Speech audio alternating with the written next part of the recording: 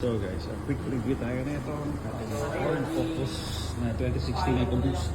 So, nagdidil sila doon. So, babalikan natin to kasi actually kailangan pa nila sir ng kotse or ng service para doon sa pagkuha ng isang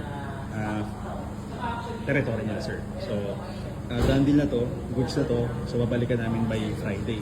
So, hindi ko ma-quick review kasi sila sir so dito muna tayo, babalikan natin to, then yan na lang natin mabilisan. Ayan guys, yan yung loob, yan mas malinaw siya, yan yung head unit nya, and makikita nyo, ibang iba siya sa 2013 and 2014.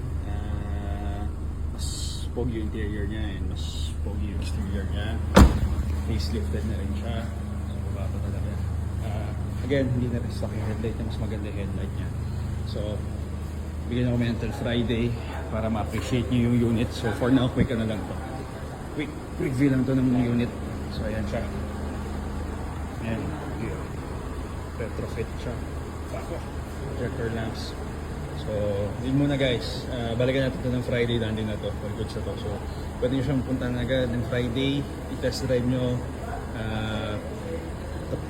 Test drive nyo para ma-appreciate nyo yung unit. So sa haba-haba natin nandito, kuha din ng unit. Maraming salamat kay sir at saka kay ma'am, and congrats on the newlyweds. So thank you.